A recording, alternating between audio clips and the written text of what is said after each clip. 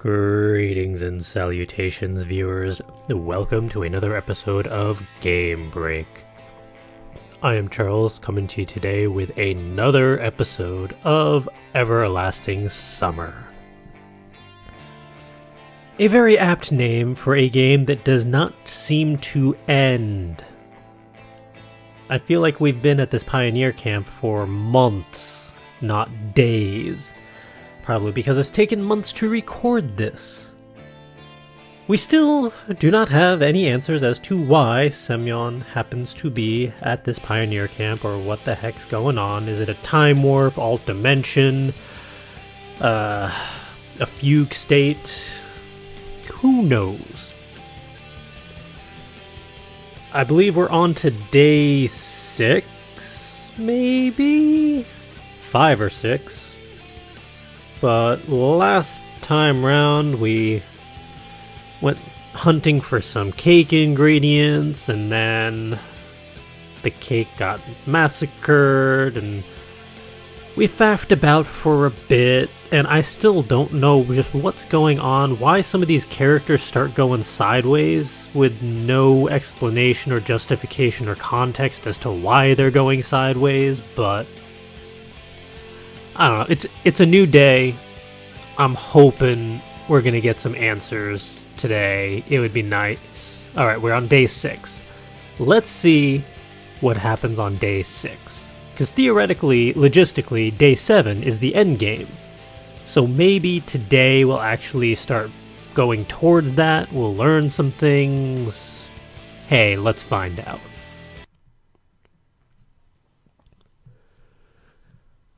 I don't know what time it was when Olga woke me up, but even before opening my eyes, I felt the imminence of death. My whole body ached. I felt dizzy. My mind was clouded by haze. Semyon, wake up immediately, or you'll miss breakfast and, more importantly, the lineup. Fucking lineup. Looks like the camp leader intends to exploit me to the fullest today. The same as any other day. I garbled something, covered my head with the blanket, and turned to the wall. In the end, Olga's anger will never go beyond words. At least, I really wanted to believe so, then. Stand up right now, or... Or what? I was going to say triumphantly, but kept silent. Not because of fear, just because I felt too lazy to open my mouth. Really, what could she do to me? Lecture me at the lineup, hang my photo on the wall of shame, or use me for inhuman alien experiments? Well, I'm ready for that too. Just let me sleep a couple hours. Okay, but if you miss the lineup... The door slammed behind the camp leader, and the sleep which had been about to fade claimed my mind again. Nap time. I woke up dazzled by sunlight. It was 1 p.m., according to my cell phone, which was squeezing the last drops of charge out of its battery. Dude, that cell phone's a trooper. If it's lasted 6 days without a charge, I can't even leave mine 2 days without charging it. I want that one. That would be awesome. Strangely enough, my body didn't ache. My head felt clearer, all in all. It was a good beginning to the day. Afternoon at that point. After waving my arms, pretending to do early exercises, it's 1 p.m. I sprang out of the cabin and headed to the washstands. Yeah, I slept through breakfast, but We'll be served lunch soon, so I shouldn't worry that I'll have to stay hungry like I did yesterday. The fuck are you? Along the way, I met a pioneer whose face somehow looked strangely familiar. But I was going so fast I couldn't really see him. And when I turned around, he was already gone around the corner. Okay. There was nobody near the washstands. Everyone is probably busy with Olga's tasks and God knows what else. I quickly brushed my teeth, washed my face, and was already going to leave when I suddenly heard the sound of water flowing from the opposite tap. A pioneer leaned against a washstand over there. I couldn't see his face, but judging by his figure, he looked like the one I saw a couple of minutes ago. What's with his eyes? How are you doing? The sun's so bright today. I looked up into the sky, shielding my eyes with my palm. Yeah, nothing special. It wasn't easy to get a better look at the pioneer, given the way he stood.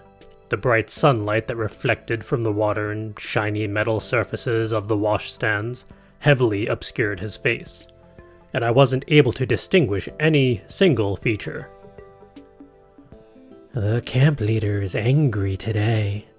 So angry. His voice sounded painfully familiar, too. Well, she's always like that. Well, you'd know better, yeah.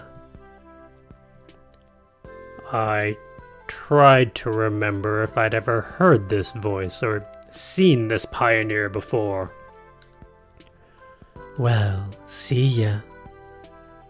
He turned the water off and quickly marched towards the forest path. For a second, I thought of following him, stopping him, but I quickly fought it off as I decided that it's not worth spoiling such a great morning with suspicions and burdensome speculations. Okay, dude, it's 1 p.m. Your clock just told you that. It's not the morning anymore. And 2, you are stuck in some weird-ass pioneer camp that you're not sure if it's an alt dimension, if you time traveled, if you're psychotic, if you're who knows what. Anything that is now out of the comparative normality of this place should be investigated. You are a lazy ass. Sorry. Nature was glowing with the bright light of life. Lush green tops were rhythmically swaying in the wind, whispering to each other. The breeze gently stroked the high emerald grass. Birds were cooing in the shade, escaping the midday heat. The woods and fields, stretching beneath the horizon, were dissolving in warm sunlight. I don't know which month it is it now, but it looks like midsummer. I distinctly remember the summer vacations of my childhood and youth, times of fun leisure and carefree joy. Childhood games, how many there were. I wouldn't say no to playing war games or hide and seek now. Or swinging on a bungee. Or maybe building a sandcastle and inhabiting it with toy soldiers, ready to defend their master to the last drop of their plastic blood. What is going on? I went to the square and sat on the bench, waiting for lunch. It looked like there wasn't much time left before it. From time to time, pioneers passed me by, sometimes alone, sometimes in pairs of groups of 3. but always someone I didn't know. Alisa, Ulyana, Lena, or Slavia were nowhere to be seen. Thoughts about the meaninglessness of existence were circling in my brain, but this didn't worry me on such a beautiful day.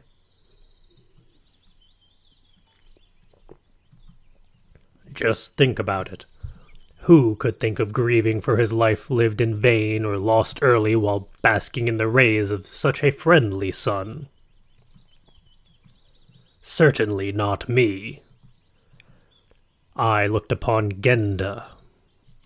He was meditating, as always. Now, he definitely never gets any unnecessary doubts. I remembered my first hours in this camp, and the day before, the anguish, the anxiety, and fear. That all seems so far away now, although so little time has passed. Will I get out of here or not? It didn't concern me as much as before. It should. This is frustrating. Maybe I'm already dead. Then this is the last stop. Please get off the train. What are you thinking about? I looked up and saw that pioneer I'd seen before. I couldn't see his face again as the sun was shining in my eyes. You know, life. It seemed he would sit down next to me, but the pioneer stayed in the same place, only half turned, which completely killed any hope of seeing his face. Listen, have we met earlier? I don't think I remember you. Well, let's say that you know who I am. But I don't. I laughed sincerely. Here, you don't. Okay, you obviously know more than you're letting on, and you're actually being a little more obvious about it than everyone else. You're just being a different type of ass. He answered short. I see. Honestly, it's not like I didn't want to talk, I just didn't know what to talk about. And my soul was so calm, this didn't bother me. Your first time here? Okay, you definitely know something. He asked a question, but his tone implied he was only expecting a confirmation. Yes. And you? Me? He paused for a few seconds. Nah, it's not my first time here. One might say that I've visited this camp every year since my early childhood. Such an answer got me interested. Well, and what was it like before? It's always the same. Olga being the camp leader, all the same pioneers around, all the same lineups at the morning, and all these wicked accidents. For a moment I thought that it was me speaking, not him. Interesting.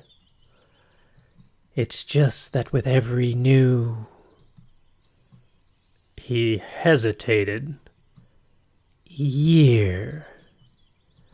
More and more interesting things happen, and one gets to understand better what's going on. What are you talking about? This conversation positively triggered my curiosity. It's a pity that I can't distinguish the face of this pioneer at all. Well, every session in the pioneer camp reminds of the previous one, he said calmly. Probably. This is my first. It shows. The pioneer grinned. But it looks like it won't be the last. I don't like that line. That's a disconcerting line considering the context of what's been going on over the past 6 days. Well, it's fun here and all, but you know how they say, there's no place like home, but you still have to get back there. You're creepy. I don't like you. Now, I was absolutely sure that this guy was hiding something from me. Ya think? To be precise, he stood out too much from the camp's usual ordinariness, and was too different from the local inhabitants. What do you mean? You think I'm stuck here forever or something? I said, enunciating every word. The pioneer had no time to answer as the lunch bell sounded. Of course. I turned my head towards the loudspeaker, and by the time I looked back, the guy was already gone.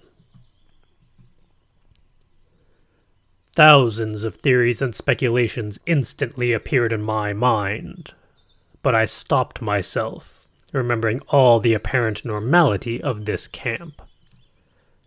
After all, nothing supernatural has happened in these 5 days. You know, yes, technically you are right. Nothing supernatural has happened. There's a lot of weird stuff going on around here, though. That, yes, is technically not supernatural, but not ordinary. Moreover, everything here seemed too natural. Sometimes even boring.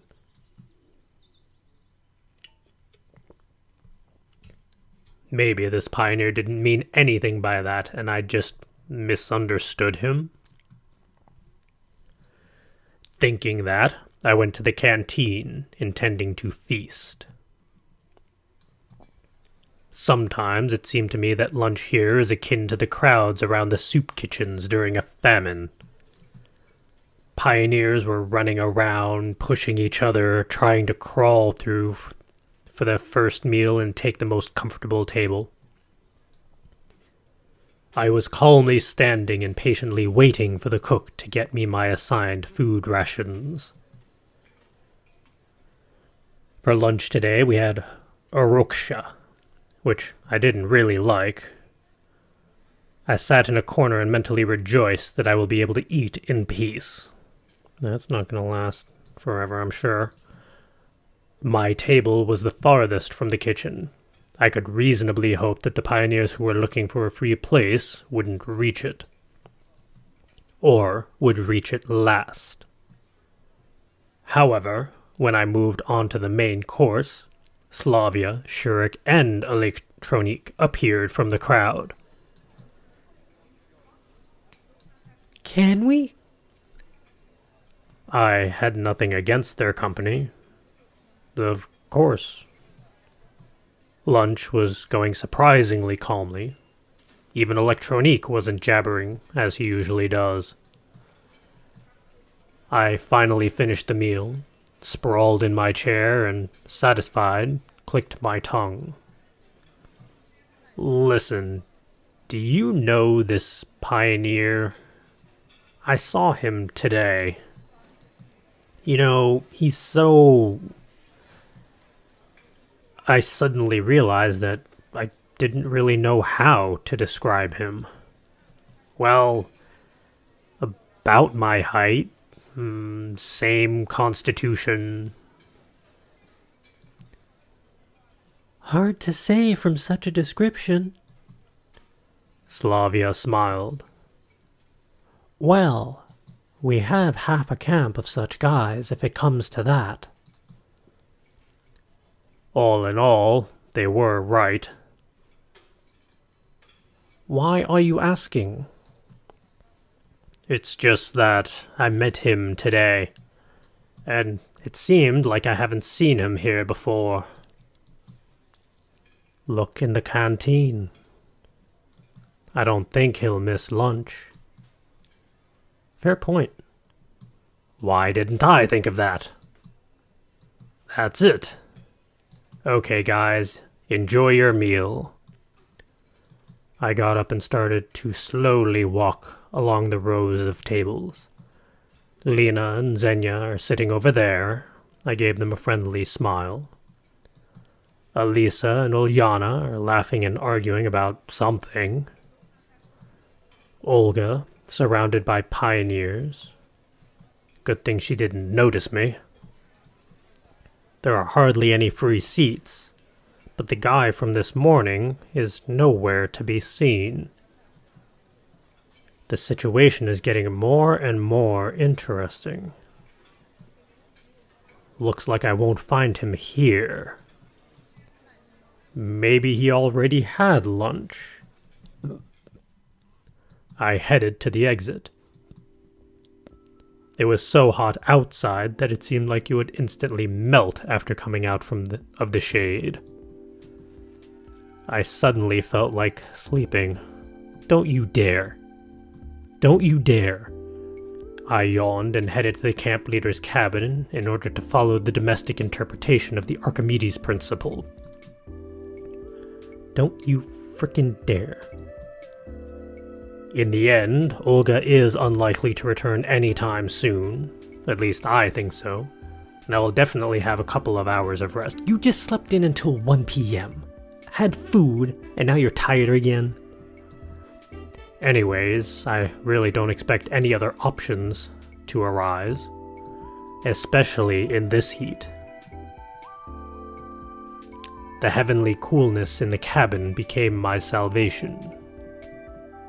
I took my clothes off and jumped into bed. Crickets were lazily chirping outside, the wind was shaking the curtains on the window, and I sank into a dream. You stink.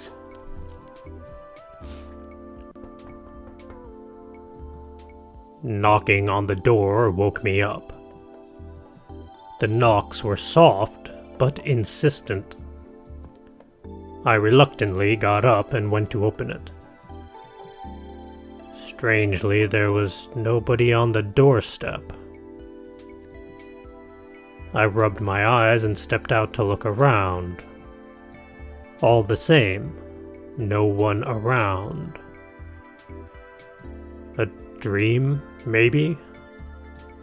It was already 4 o'clock, so like a 2 or 3 hour nap, after sleeping in until 1. I felt jaded. I don't think that's what you mean. I probably shouldn't have slept in the afternoon. You think? After all, I knew it was going to happen. I knew what was going to happen. I put on my boots, left the cabin, and locked the door. But where shall I go?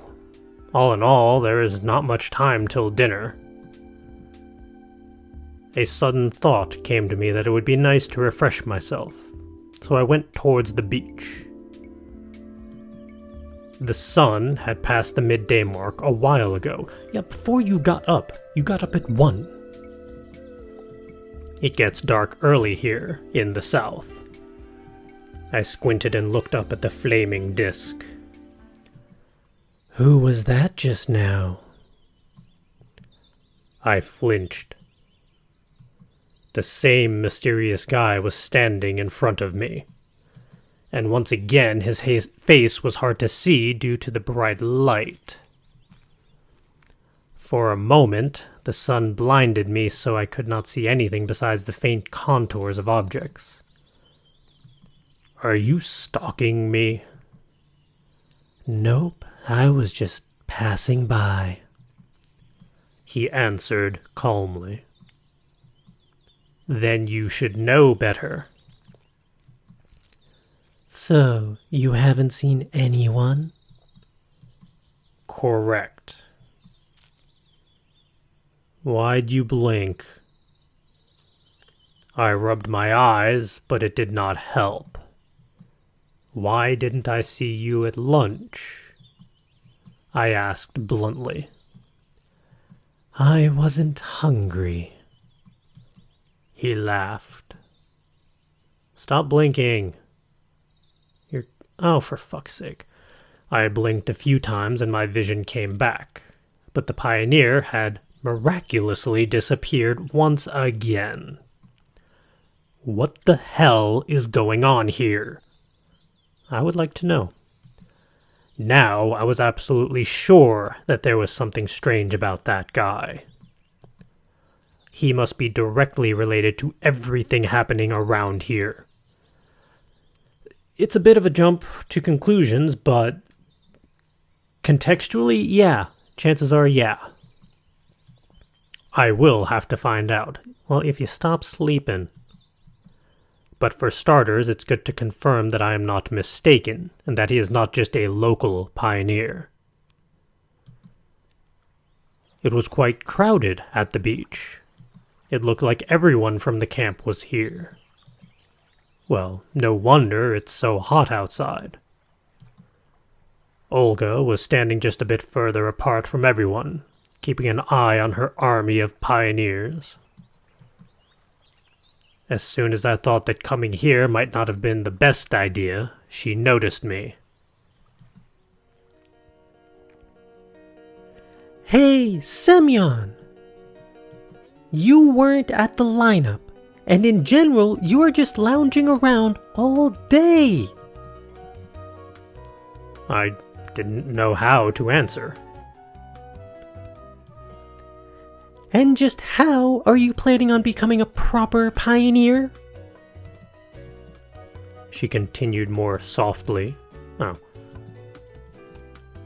Olga, in the camp, is there a pioneer who looks a lot like me? She looked surprised. Maybe? I don't know. Why do you ask? Oh, I'm just curious. Well, we have a lot of boys here. All right, never mind. Someone's yell came from the riverside and Olga rushed in its direction. Well, it looks like I will be spared a lecture. I lowered myself onto the sand and stared at the pioneers playing in the water. After a few minutes of sitting here, Ulyana approached me. And we're going to continue that conversation next time. So now we have a new character throwing things sideways, and no idea what that's all about. But if he looks like us, potentially, and semi-familiar, but we can't fully make it out, logistically, is he a part of our psyche? Are we in a coma? Did our bus crash and this is just a stupid coma dream or some such? If this is a coma dream, I'm going to be a little disappointed, not going to lie. But this... Okay, we didn't really get answers this episode, but we're getting something. We're getting teased as to what could potentially be going on for the rest of this day and tomorrow in the endgame, but we'll have to wait until next time to find out. So thank you all for joining me, and until next time, go be creative, go play some games, go have some fun, experience some new stories.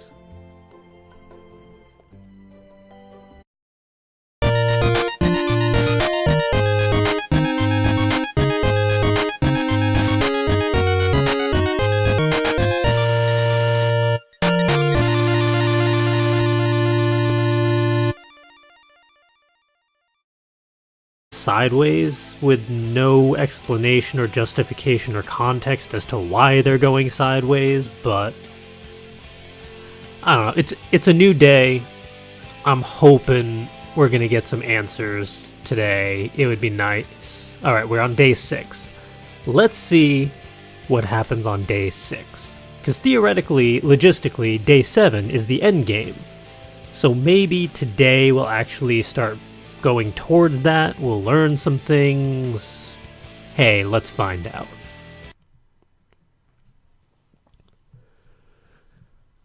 I don't know what time it was when Olga woke me up, but even before opening my eyes, I felt the imminence of death. Birds. At least, I really wanted to believe so, then. Stand up right now, or...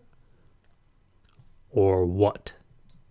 I was going to say triumphantly, but kept silent.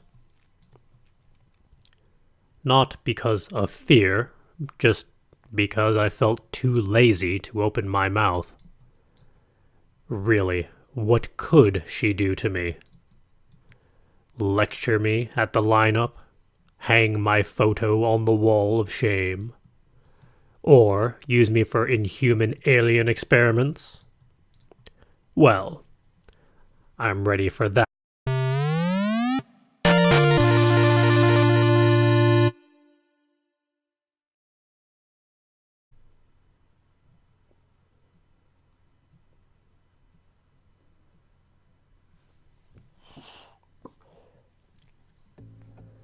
Greetings and salutations, viewers. Welcome to another episode of Game Break.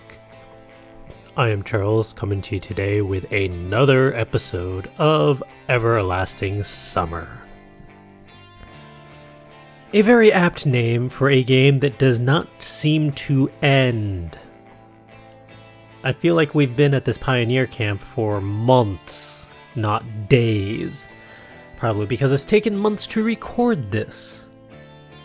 We still do not have any answers as to why Semyon happens to be at this pioneer camp, or what the heck's going on. Is it a time warp, alt dimension, a fugue state? Who knows?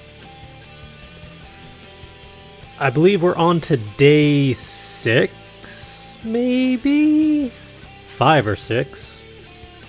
But last time round, we went hunting for some cake ingredients, and then the cake got massacred, and we faffed about for a bit, and I still don't know just what's going on, why some of these characters start going. My whole body ached. I felt dizzy. My mind was clouded by haze. Semyon, wake up immediately, or you'll miss breakfast and, more importantly, the lineup. Fucking lineup. Looks like the camp leader intends to exploit me to the fullest today. The same as any other day. I garbled something, covered my head with the blanket, and turned to the wall. In the end, Olga's anger will never go beyond words.